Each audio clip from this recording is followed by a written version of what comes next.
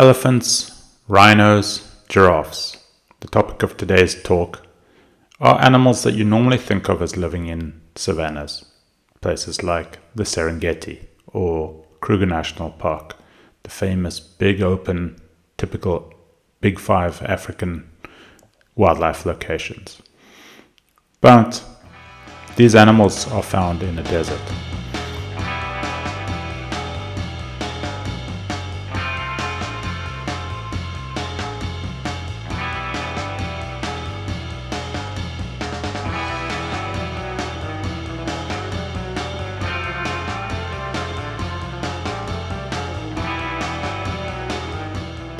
When you think of a desert, you usually think of small things: scorpions, geckos, snakes, small snakes, beetles, stuff like that.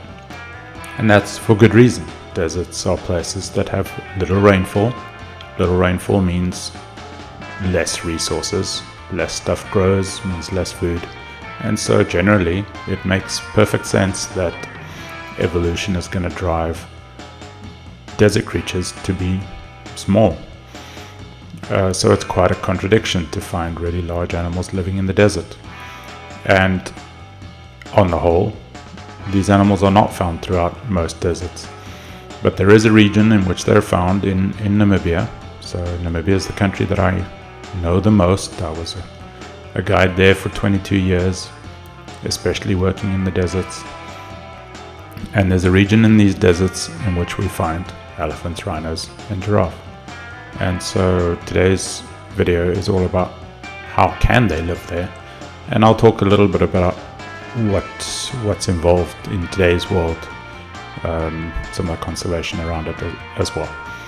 So first of all, let's talk about the place. So Namibia is a country in the western part of the south of Africa. So if you know where South Africa is, the country on the bottom tip of Africa, if you move up the west coast on the Atlantic coast, you get Namibia. So Namibia is a very dry country, and it's dry throughout almost the entire country, but the driest region is the Namib Desert along the coast.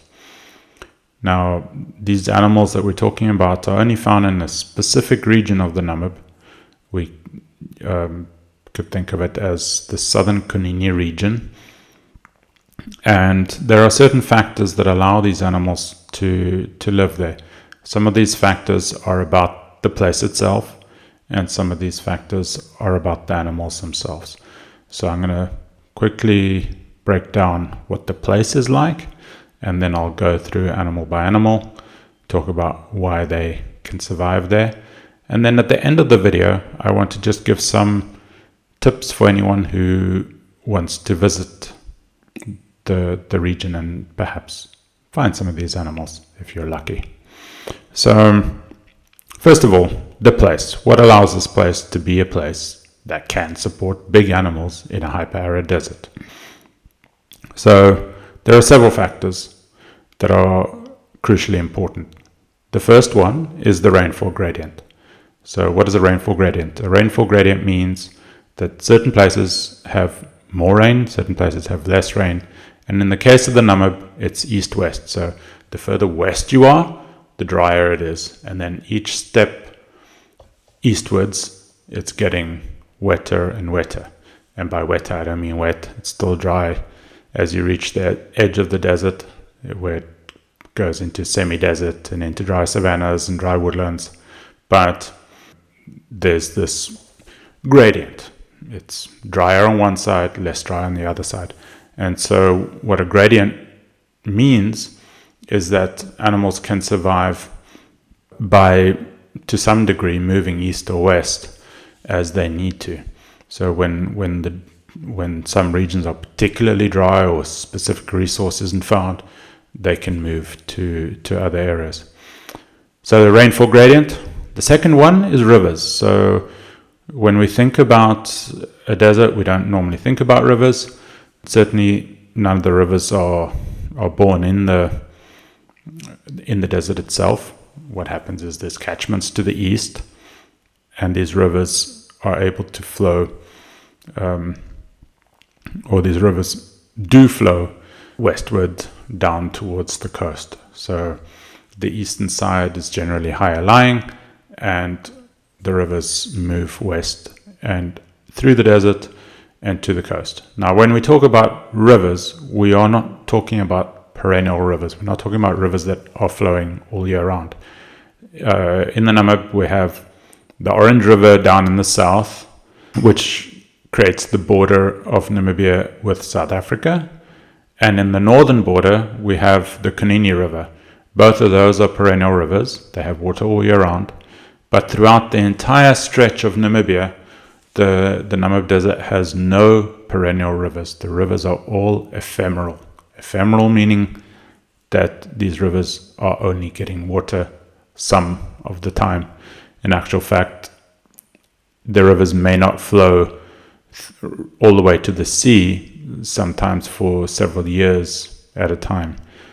Most of these rivers will flow to some degree every year during the rainy season, but how much of that water reaches the desert as surface flow will vary. But from time to time, the rivers do flow and occasionally reach all the way through to the sea. It may seem surprising that these rivers are factors that allow big animals like elephants and rhinos and giraffe to survive there. But what happens is that there's subterranean water. There's water that is underneath the sand. And water that flows on the surface tends to flow fast, and whatever remains in the high evaporation rate of the desert will disappear quickly. But any water that sinks down into the sand will reach the rocky level, some of it sinking down into the rocks below the ground, and some of it flowing as a subterranean flow very, very slowly. So we're talking about years that it takes water to move along there. Now, it takes very special, hardy, highly adapted plants to be able to reach there. And if you move westwards down these riverbeds, you actually can see quite quickly how the diversity of plant life changes and reduces. By the time you're deep in the desert, there are very few different types of trees that are growing in these riverbeds, but there are some, and they are often pretty substantial trees.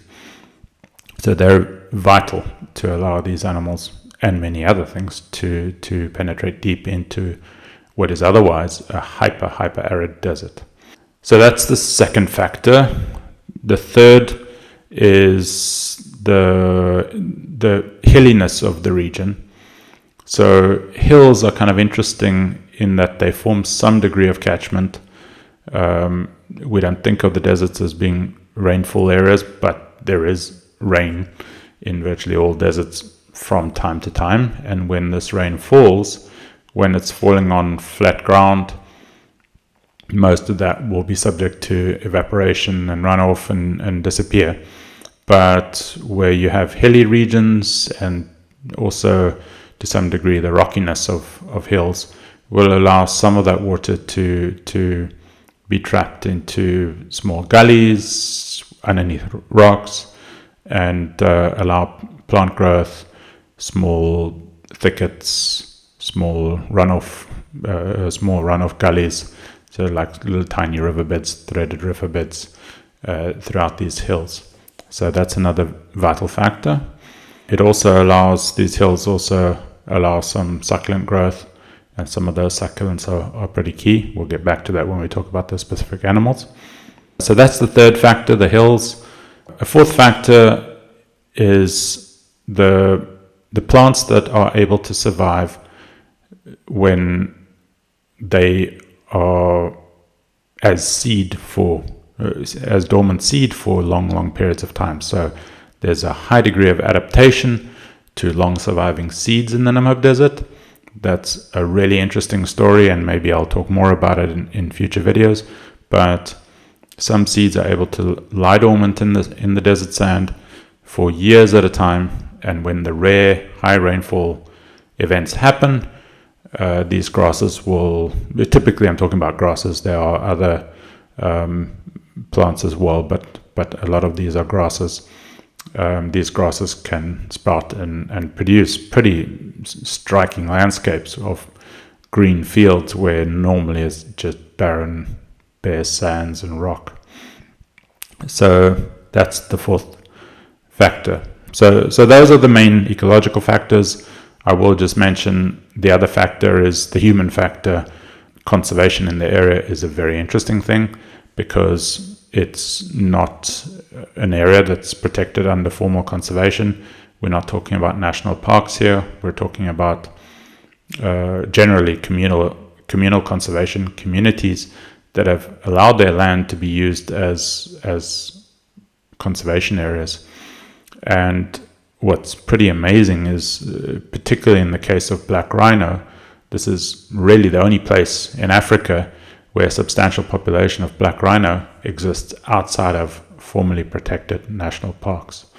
So that's quite interesting. So just quickly, the factors that I mentioned: the rainfall gradient, the riverbeds, the hills, the plant growth that does happen when rare rain events happen, and then the conservation of the area.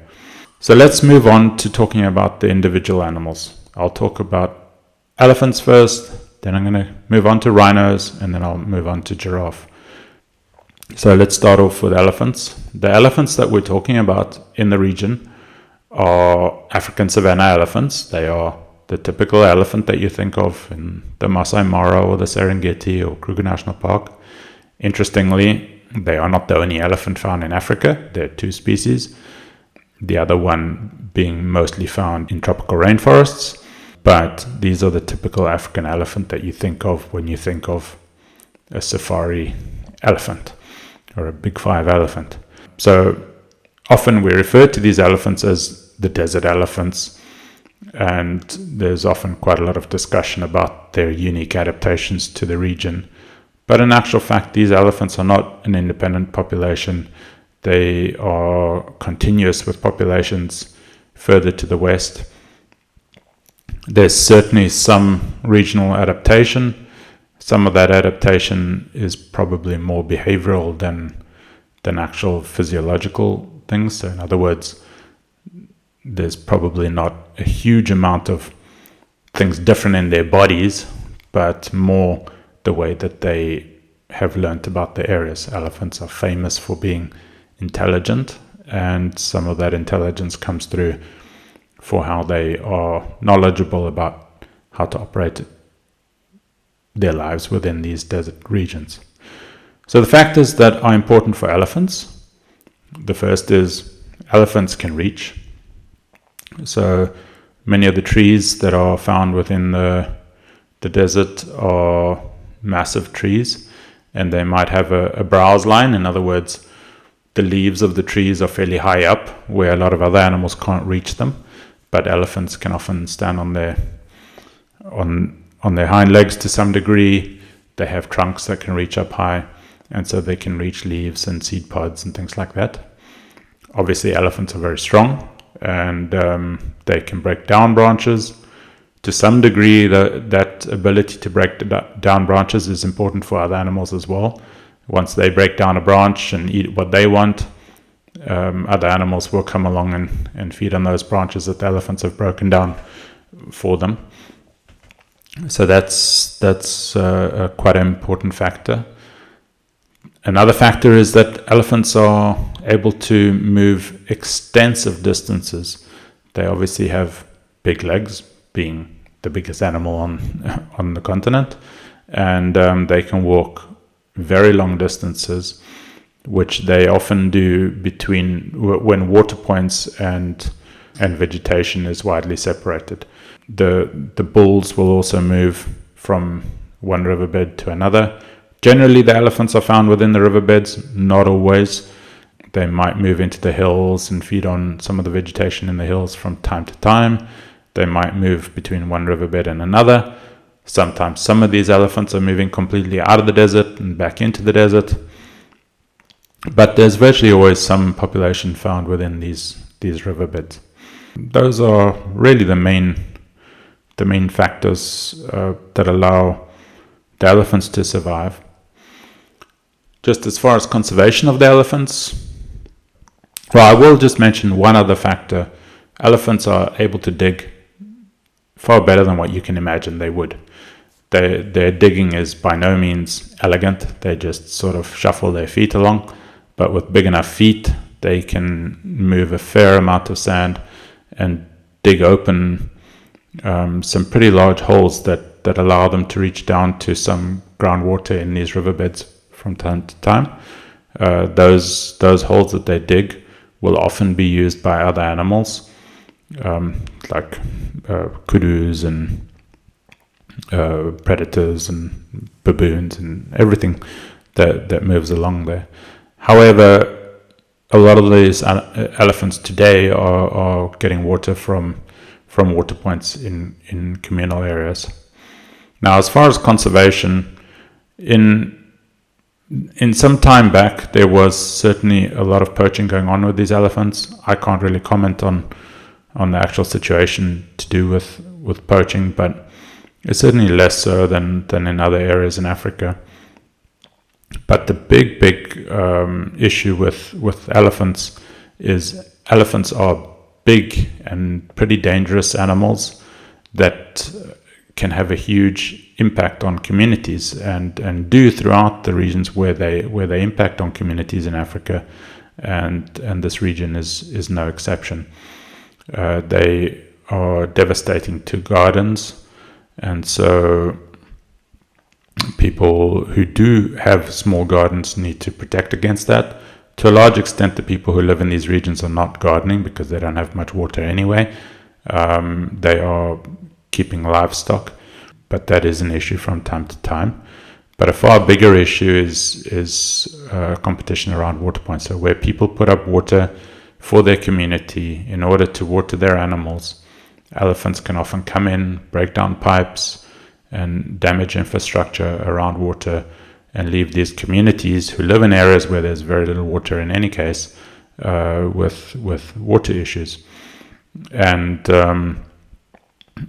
so a lot of the work that's been done around conservation is actually people coming in, some of this done by volunteers, building very rugged structures for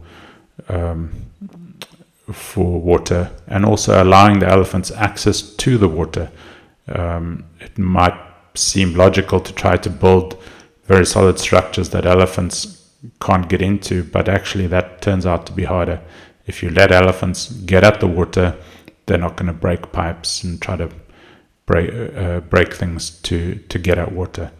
And so that has been a vital part of allowing elephants to live alongside communities in this area. So that's elephants. Rhinos. The rhinos are black rhino. Black rhino are a highly endangered animal. They're facing a lot of pressure through poaching throughout the area that they exist in, and this is true even in the Namib Desert. The factors that allow these rhinos to survive in these areas is largely around the hills. So the black rhinos are typically thicket animals, and they live in areas where there's vegetation that they feed off, typically leaves and stems. It's quite amazing to what extent black rhino diet is made out of pretty hard stems of plants rather than just leaves. And so the hilliness of the region is vital for them. Another important factor for them is succulents. So this is where the rhinos themselves have a pretty amazing adaptation, in that rhinos are able to eat some vegetation that's highly poisonous. Many of the succulents in the desert are very, very poisonous to many animals, but rhinos are able to feed off some of this vegetation. Another factor with black rhino is that they are just in very, very low numbers. So when we're talking about this region, it's an area bigger than the size of Wales, in which These animals are living in the desert, but yet there's really just a couple hundred. The actual numbers are not officially released because of the very real danger of poaching with rhinos, but their numbers are low, and that allows them to overuse the resources that they have. As far as conservation of the black rhino in the region is really an amazing story. The primary organization that's involved is called Save the Rhino Trust. There are others, there's government and there's the communities and so on. But the most successful aspect of this has been setting up community-based conservation, where each community that has black rhino on their land assigns rhino rangers, people who specifically care for the protection of these animals. They check on the welfare of these animals by tracking their movements. They look out for movements of poaching, and there's also some work done within the communities to try to determine where poaching might be coming in, alerting authorities to come in, and it's a remarkably successful thing. The rhino rangers have integrated with tourism, and to a large extent it's tourism that's driving the ability of these people to be able to continue this work. If it wasn't for tourism in the area, the rhinos would face very real threats. So tourism is vital to allow these animals to continue to survive in the area. So that's rhinos. Giraffe, you may not think of giraffe as a mega herbivore, but giraffe are a 1-ton animal. A big male giraffe is a ton or more. So it's a substantial animal. Obviously, the tallest animal in the world, and so it's obviously pretty remarkable. When you think of geckos and scorpions as being desert animals, it's pretty remarkable that these animals are able to survive in the desert at all. And amazingly, the giraffe are found even further in more regions than the elephants and rhinos. The specific giraffe is the southern giraffe. Giraffe taxonomy is still somewhat of a vague thing. There are different types of giraffes, but exactly how that breaks down into species and subspecies is still a bit of a complicated story. But these are southern giraffe, and particularly the ones up in the northeast is a subgroup of the southern giraffe called the Angolan giraffe. And their primary means of survival is through moving up and down these riverbeds, but not only the big riverbeds, but also smaller gullies and so on. And within the Namib, there are certain specific trees that tend to grow really high and have leaves up at a higher point, and so the giraffes are able to reach that. So to a large extent, the giraffes are surviving as they do anywhere else. They are just in lower numbers and move through pretty remarkable areas. You tend to think of giraffe as being animals on flatter land, but these giraffes are pretty amazing at moving through hilly regions. So that's giraffe. As far as their conservation work, there is active work in their conservation. Giraffe numbers have reduced dramatically in Africa in recent decades, and it's something that hasn't reached the attention to the same extent that elephants and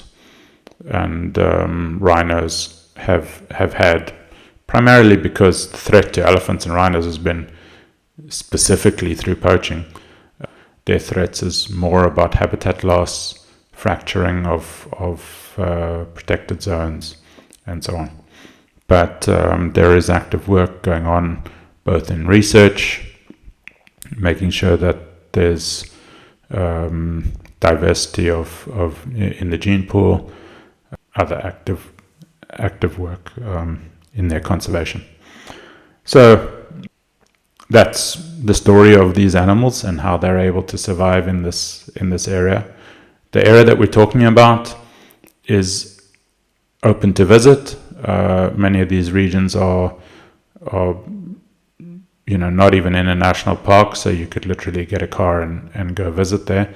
But I highly advise anyone who wants to visit to spend some of your time at lodges where you can go out with local tour guides or take a tour around Namibia, where the tour company is focusing on finding these animals for you.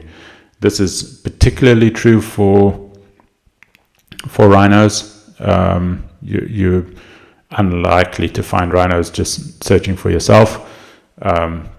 Generally, you need to track down the rhinos in order to find them, and that's certainly something you don't want to do yourself on foot. So doing that with trained professionals is a really good idea. The other thing is driving up and down these riverbeds is both dangerous if you are inexperienced with four-wheel drive driving. You can get stuck in areas that are very remote and be in serious trouble. And conversely, the other issue is by driving up and down these regions, there's more and more damage.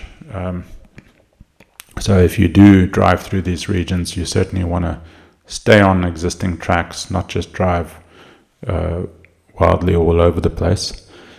Another thing that is really affecting things badly in my experience is drones. It is something that I would discourage use of anywhere in wildlife areas, but particularly in desert areas. If big animals are so dependent on these riverbeds, bothering them with drones causes these animals to leave riverbeds and can cause these animals to die if there's enough of that. The other thing is that these animals are living in community areas, and when there's enough disturbance of these animals, they can become quite dangerous. This is particularly true for elephants, where elephants have had too much harassment through people approaching them too closely or trying to get close to them on foot and that kind of thing. These animals can become aggravated and affect the local areas. So I highly recommend anyone visiting the area to go in with trained professionals rather than just trying to do it on your own. But it's an incredible area, not just for these animals, just for the sheer magic of the place itself. They're beautiful areas, interesting geology, interesting wildlife, interesting ecology, dramatic landscapes, and a wonderful place to visit. So that's the story of these animals. Thank you so much for watching my video. If you enjoyed it, please leave me a like. If you like this kind of stuff, please subscribe to my channel, and have a good day.